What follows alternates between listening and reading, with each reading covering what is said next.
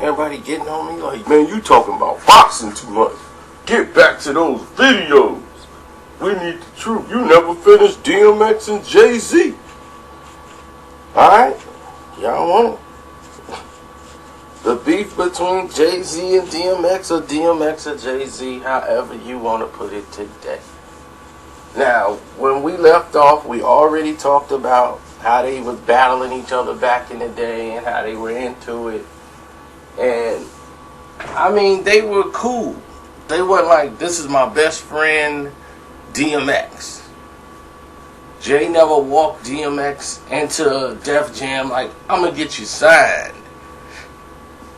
He was just somebody that had a lot of energy when he battled.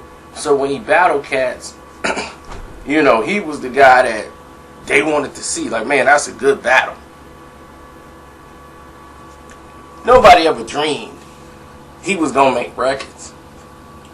He was just one of them dudes from the hood that was grimy, that spit the type of stuff they want to hear. But no one would think X would be commercially a hit. You have other artists that were hard in the streets and people were like, oh man, they ain't gonna make a commercial. And they end up making an album, or it happened for them. So when X and Jay had their rise with Def Jam, it actually sparked almost around the same time. DMX's buzz was first. So it kind of catapulted them to the new plateau when they brought up the idea of DMX rapping on a song with Jay Z because of Irv Gotti bringing them together. You know, that was the explosion of Jay Z. Jay Z owes most of his success to the rise of DMX. When DMX and Jay Z made Money, Cash, Hoes, Money, Cash, Hoes, Money, Cash, Hoes, they had already did the Murder Incorporated before the album even took place.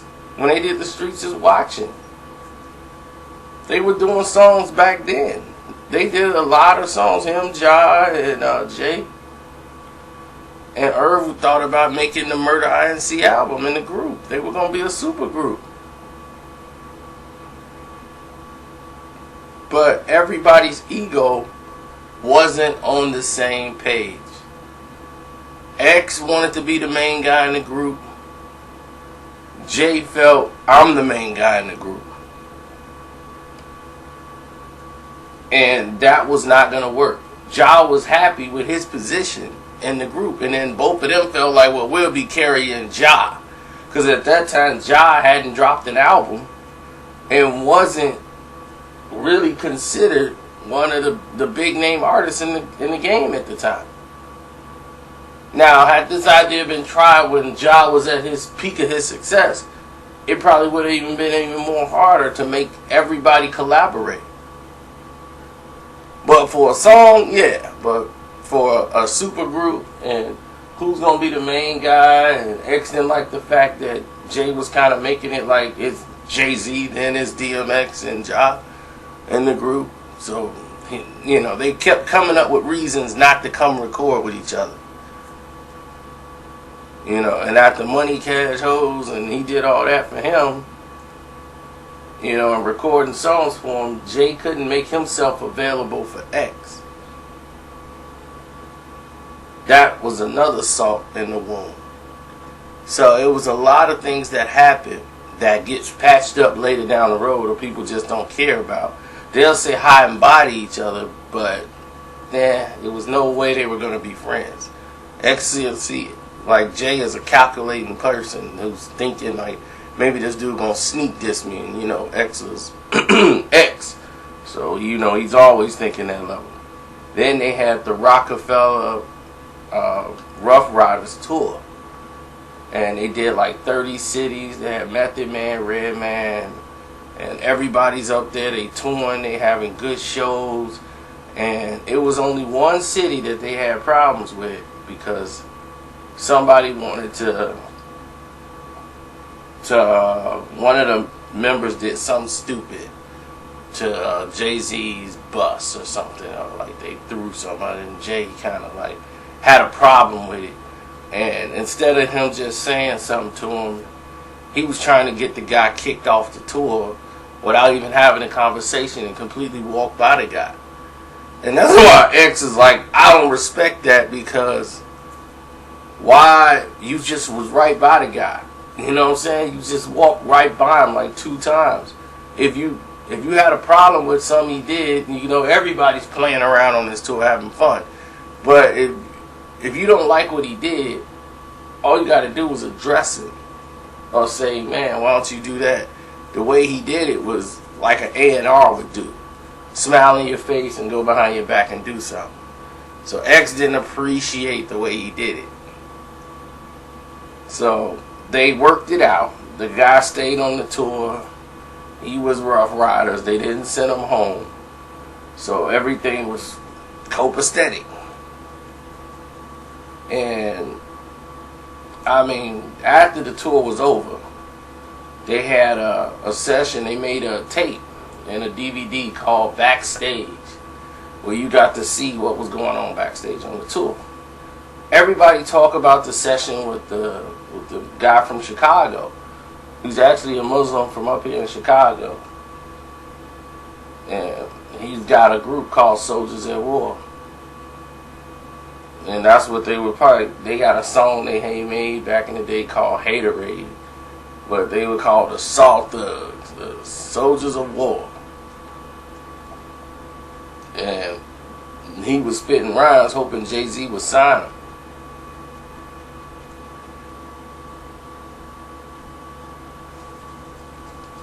And Jay Z actually gives him a shout out in the song Never Change. Where my dogs at? Where my soldiers at war? So, if you go back and listen to that, that's what he was saying. He was giving him a shout out. Because Jay actually borrowed a couple of lines from the kid. Jay actually borrowed a couple of lines from the kid. And Jay was going to help him get signed when he was doing Blueprint. Another shocker. But he never did. And X freestyled in there, and then Jay put his verse in there. And X verse was so long, they edited X verse. They cut it. And X was salty about that. When the tape come out, and he was getting in his groove, and they cut it and just bring X back in at a certain point, and X was livid that they cut him like that. They didn't cut J verse, but they cut X verse. And he felt that was in a way to slight them or something. So then they felt they wasn't getting a cut of the DVD money like they should have been getting. Like Rough Riders ain't getting nothing out of it. You know, it's all going to Def Jam and Rockefeller Rep. So from that point on, everybody was going left, this person going right.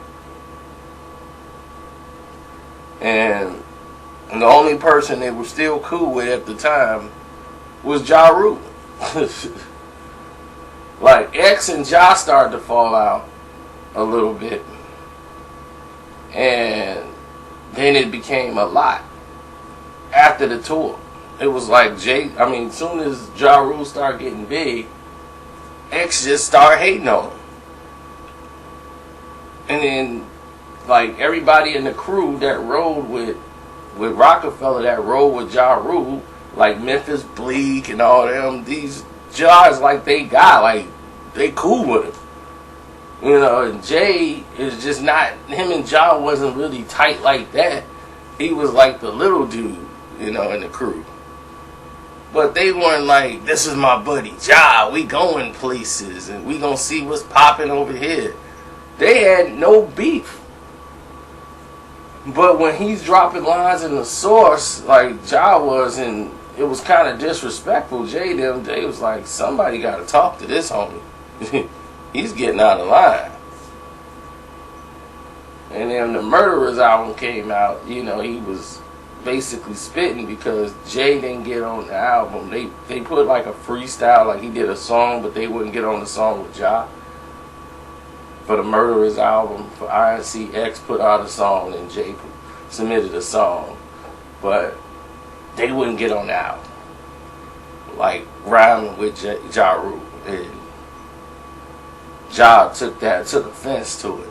So when he was lashing out, talking about he still get more paper than Jay Z, X, that's when he jumped over there and collaborated when he made his song and brought Jay Z on the video set. Because Jay actually was out there filming. He was doing a photo shoot for his album when he was able to stop by and do the photo shoot for that. And that was the last time he saw DMX. That was actually the last time they saw each other for like, woo, it was a minute. Look at all these off-brand niggas. Rapping, yapping, talking about they be making figures as big as Jigga. That's that bullshit. So, you know what I mean? X brought a streetness and ruggedness to Jay Z. Like the street dudes started respecting Jay Z because he was cool with X. Jigga, my nigga, I'm all night.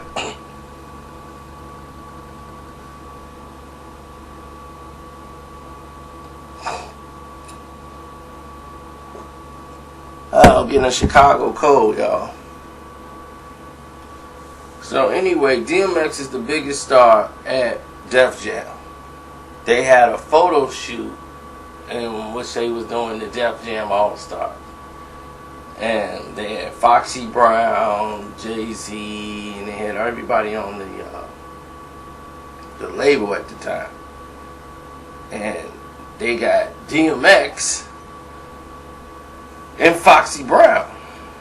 And then Jay Z's are to the side. But they got Foxy more with DMX. And they were thinking, like, we're going to put Foxy and kind of line her with DMX to see how that works out. And Jay was like, yeah, this ain't going to work. You know, he didn't really like or feel the song with her and X, but he did the song anyway. And then he didn't support it. You know, he didn't really try to push it, or they want to make a video, and he wasn't really for it. And he's just like, look, I'll write it, but the rest is on y'all. Like, I don't have time. I'm worried about my career. And success became the biggest curse to Jay Z, because Jay Z wants to be like the way he is now. Back then, he wanted to be on the Mariah Carey level and have the 3-4 assistants, and no one deals with him direct, and he wanted to separate himself from how other rappers were looked at. So once they saw that behavior, it was clear that they were dealing with another person. They wasn't just dealing with just Jigga Jay Z. It was a whole nother entity going on here. It was a very arrogant, sly, savvy businessman named Jay Z stepped in. So X come up and go, hey, like what's going on? We gonna make a video for this song or what? He was like, no, we're not gonna do the video. Jay convinced Foxy that they don't need to do that video for that song. They gonna stick with this video. And then the album tanked. China Dog completely tanked, and they blew all the money. And X wanted no more to do with any of that stuff they were talking about. Then what ignited it back in the day is Jay do calculated moves, like I was just saying, and X knew. So they brought in Swiss Beats. You know, like Swiss came in one day and was working on that track, and when they did Money Cash, Jay was like, I need that beat. You know, it's hard, it's rugged, everybody reacts to it, so I gotta work with Swiss. So he started buddying up to Swiss Beats back then. And that's when they did the song, Jigga, what's my motherfucking name? Jigga, and who I roll it with. It is right, it is right, it is right, it is right. So, when you hit a record,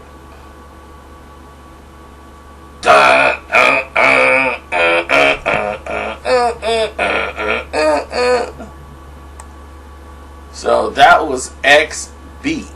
No one knew that. That was a track that Swiss had for X. And he ended up giving it to Jay Z. But X didn't trip over stuff like that. You know, he got it. But people could see things brewing. You know, like where is he? You know, he more affiliating with Rough Riders and working with they producers than us. You know, like, what is this about?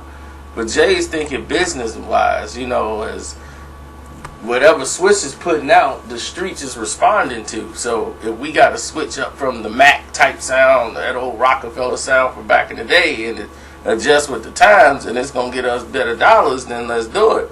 Let's work with these different producers and see what we come up with. I mean, I don't hate on Jay for that at all, but, you know, others just don't see things that way. And then there was X comes out, blows up the entire rap world. I mean, does light years to what any other basically album did. Party Up is still one of the top songs out today. But that album comes out and blows all the other albums out of the water. And then to top that off, and then there was X came out. Oh my goodness. You talking about somebody who wasn't very happy about it was Jay Z. Because when then there was X came out, it kind of like destroyed the Dynasty. Nobody talked about Dynasty album. It was all about DMX. The promotion, everything was DMX. It was all Def Jam. Because of Dame Dash's interference with Def Jam would use DMX as the bargaining chip. Like, that's okay, we'll give it to X. That's okay, y'all don't want, okay, we'll give it to X. Oh, y'all don't want to do it? Well, we'll just give it to X. So it became a bargaining chip against Rockefeller and Dame Dash. Whenever they didn't want Jay at this appearance unless Jay could do this and Jay could do that, and Dame make all these demands, they'll just say, well, like, we don't need to get you, we can get X. But Leor Cohen didn't like DMX. He was terrified of DMX because he's unpredictable and he's late to things. He was late to the Source Awards, one of the Source Awards. He was late. He was late to a couple of affairs, and then you can't find him even when he's in town. Sometimes he's unpredictable, and you cannot guess what DMX is gonna do next, and that makes him a live wire or somebody that you don't want to have in the office. So Leor got close to Jay Z, and when he got close to Jay, it was more about distancing themselves from Rockefeller, so he could be brought in, and he could be the face, and X would not be the face. X can go, because X didn't want to be the face. He didn't want to be anything. He just want to rap, get his money, go home. That's it. That's what X wanted. X did not want a lot of media attention. He didn't want to be the big superstar in the world. He just wanted to get his money and go home. That's it. So, in the end of the day, once the tighter they got, the more X was being pushed out. Like, pushed to the side. And we'll deal with X when it's time to deal with X. And X just, the fame of that third album, studio album, and then there was X, just, it was too much. You know, so he didn't, it was like they want him to top that album, and he just like, look, I'm I got to get back to the streets. I got to get back to doing. I'm a pop artist now. That's not me. I mean, that's just not what I do. I'm not a pop artist. So X is really adamant about that and decided that I'm going to take a break from all of this. And he did. And he took a long, extended break. And then he started working on his album again, The Great Depression. But it's so dark, The Great Depression is, because he wanted to get back street. He didn't want to make a lot of records that they would think is pop. He wanted to make sure the streets still respected him as X, because that's where he's going to be and that's where he's going to go. He don't want to be the superstar that they want him to be. So when this Nas and Jay Z beef starts kicking off, this was a battery in the back for DMX. Now, let me see, Steve Stout's party, one of the last times Jay Z and Nas had saw each other and they were actually cool before all the beef exploded. And he told Nas at the party, they sitting there and they talking and what's not. And they just discussing Tupac, Biggie, you know, just going over different things about who was better. And he's talking about like Being Siegel, Sauce Money, and like how he really felt about them. Because Nas was talking to Jay, and Jay was talking to Nas like they were friends, like close friends like that. So Nas put this information out, and he was like, I'm wrong for doing this. I'm way out of character for even doing stuff like this. It's not what I do. So when he put that information out,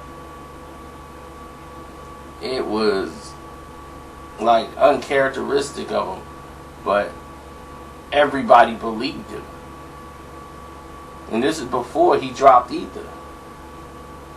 He put this information out. He said, well, he would use it against me, so I'm going to use it against him, and just put it out to the world. And he told him that he didn't feel DMX was a good enough MC. Like, X is just an average MC. You know, like, he's not really that good. And everybody who, just like every artist, seemed to have gotten the same information from that interview. And if y'all want to know what interview it is, it's Nas and Felon magazine. Now, everybody read that. Every artist. And they believed it. Sauce Money believed it. Benny Siegel believed it. X believed it. And Jay took a lot of heat because of what was said by Nas in that interview. And Jay never like got back to anybody and told them anything personally. It was always somebody that was cool with Jay or Todd. Like, no, man, I just talked to Jay. He's like, man, why won't Jay talk to me? No, Jay said, you know how man get when a man's desperate, you know, man's back against the wall, they'll do anything. But you know, we even showed y'all nothing but love. But he's like, why your mans can't talk to me? You know what I'm saying? That's what always peeved X off, that Jay couldn't talk to him. Like, if you go up and talk to Jay, he'll try to weasel out of it and won't talk to you. So anyway, they have he ran into Jay at the airport actually, and was like, Jigga! And Jay turned around, and then he came up and talked to him, and it was like, what's up, X? And he was like, we good? Me and you? He's like, oh, we always good. He was like, we never had no beef. I didn't know we had a problem. I never said nothing negative about you. And he was like, Nas interview, dog. And that's when like Nas and X was like inseparable at the time. It was like, I knew it. I knew it was something about that dude. My nigga Nas. So Nas and X and all of them so close at the time, they did Belly. They was gonna do a couple of movies together, Like, they was gonna put out their own movies with Hype, and then that just all got derailed.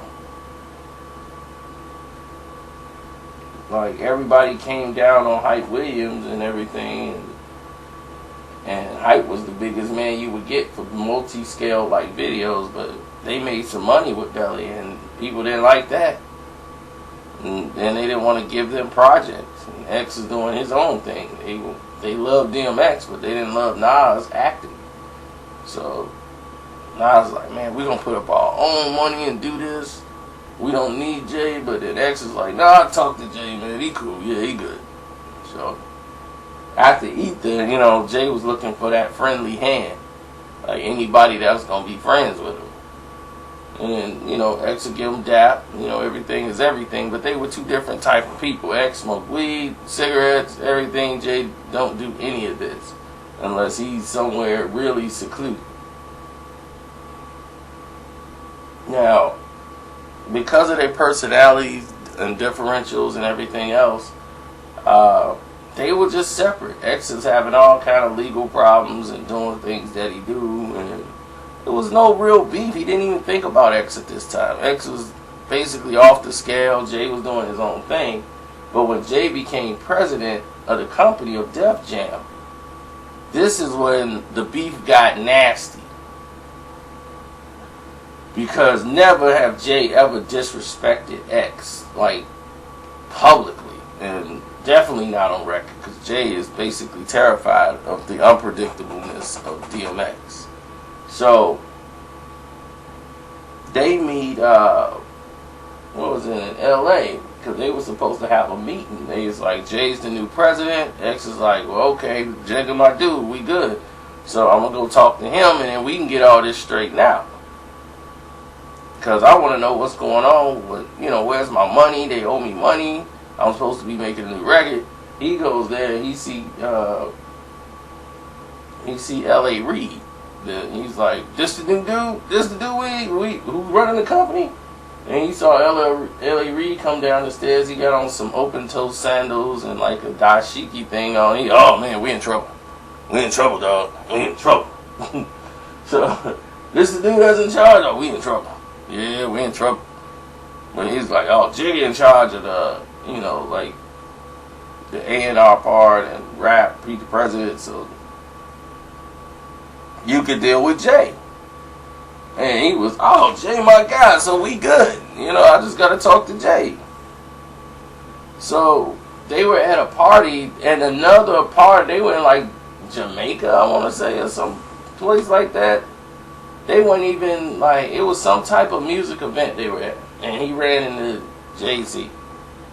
And he talked to Jay, and the whole, he was like, hey, I need to get this thing situated, and I need to know where we're going in my direction and everything. He was like, Jay was like, well, I'm going to be in New York on Tuesday.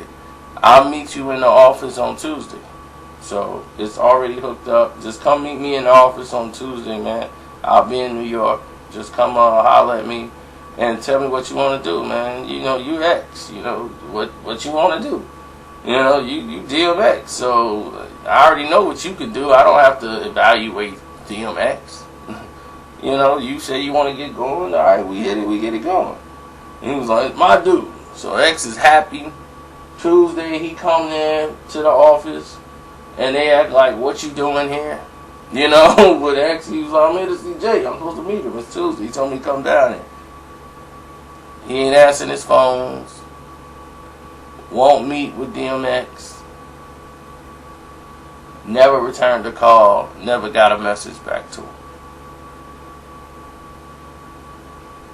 Wrong thing to do. X go right to the radio station and just start letting people have it. And was like, he was my dog, but after today, it's over. It's over. So, on that note, he became mark man number 1 on DMX list. Because now you holding X back from getting his album done and completing his album. And this is back when he was ready to work on Grand Champ. And Jay Z was slipping and ducking, and he was like, he can't hide in New York. So, all the people that Jay knew who saw X, and X is like, they gonna have to deal with me. And at the time, he was beefing with Cameron, so Cameron came down to the studio. They called the studio first. Then they came and saw X, showed him some love. It's like, man, don't worry, man. Dame still got you, man. Dame still supports you. This the same thing we talking about. Dame Dash got his own record label. We're Def Jam. And they tried to get DMX to sign with them. Dame was going to try to get DMX on his Dame and Dash, whatever it was called at the time. But X wasn't feeling that. X was like, yeah, I'll do a song with you, man. I ain't signing nothing. I got, these dudes owe me money. I'm going to sue them and get my lawyer. We're going to get our money. They owe me money. So, X went there to get a check. So, about a month later, because Jay Z was tired of being hidden, he was at one of the award shows, I want to say BET, and DMX was not allowed to be there or perform. And one of his, I think he had an artist out at the time, because Jay wasn't, he was retired. And the artist he was trying to bring out, or some rap artist he was trying to invade to the world, and they were going to be at this BET, it was like a pre-after party. And DMX was there to do an interview, and they didn't want DMX in the venue. And once I think Jay Z saw DMX, it was like, uh-oh. He told the security, make sure like DMX don't come over here. And X didn't even want to go talk to him. X had nothing to say. So X ain't finna be like, hey man, what's going on? He was done. He was there. He wanted to do his interview. He talked to L.A. Reid there, and L.A. Reid told him, he said, I'm sorry this happened, X. I really didn't know what was going on when I got here. I knew you were a big star and you should have been treated with respect, but he said you never reached out to me. You just went straight to Jay Z. And now somebody told him, like, you should just deal with Jay the president. And he said, well, you can come to my office and talk to me. I'm going to be there Monday. He's like, I'll be there. And I'll make an appointment for you. I'll call my assistant. Yeah, DMX is coming in at such and such time. He and DMX sat with L.A. Reid. L.A. Reid's like, how much do you say they owed you? He said, I'll go check the numbers and make sure it's okay, but here, I'll release your album recording budget right now. And you can go make your album. Boom, there's your money. That's all the money you needed, there you go. You got it. There's the check, but if anything else is owed to you, we'll go look in the numbers in the books and pay you what we think, you owe, and give you a summary of it. So he was like, wow, okay. Jay couldn't do any of this, but L.A. Reid came in there and mashed it out, and that's how X was able to do Grand Champ.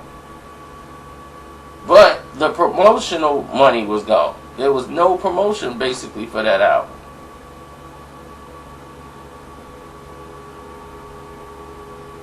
So, it was a sour beef that to this day they still aren't friends because of it. It's hard for Jay to come to DMX and be like, man, I'm sorry the way I was back then. I know I was a slime ball and all this stuff, but that's why, he was like, man, you were supposed to be my dog out of anybody. He was. Because he actually did things for Jay that nobody else did. Like, he didn't get involved in the Locks beef. He showed respect enough to say, your situation with them, I'm not going to get in. He didn't come at Jay or anybody. He just basically stayed his course. Jay would never diss DMX on a song. Period. There you won't find no lyric. You can bend it any way you want. He would never, ever, ever diss DMX. Jay Z was literally afraid of DMX because he was unpredictable, as other people were. But L.A. Reid is the one that straightened out everything for DMX. It wasn't Jay Z, and Jay, at that point, he really just didn't care. So X, at this point, really don't care about Jay Z one way or another.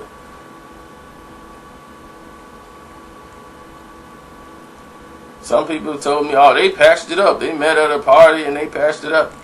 I never heard that. Never heard any of it.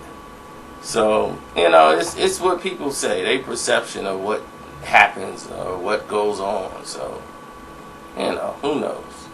But in reality, this is the way it is. This is how it goes down. Realistically. People, it ain't like they gonna have war words and all this stuff, and it's gonna go back and forth. There's one guy that don't have the time or energy to do it, and there's normally somebody who's very passionate about what they do, and if they get into it, they're gonna go at each other. So it fizzled out, and no violence. That's all I like about these. There's no violence in it. It's just basically just hip-hop stuff, but no violence. At no point was X gonna put his hands on Jay, or Jay was gonna put his hands on X. So, on that note, we out of here. I want to tell everybody, follow the playlist. The playlist has always got new ones popping up. And y'all keep talking about when I'm going to do another one. My God, it's only been 2 days. Y'all got about like 60 or 70 of these with some more that's coming that's going to blow y'all away. Blow y'all away. We ain't even got to the surface, scratch the surface yet. Believe me. When y'all hear it, y'all gonna know it.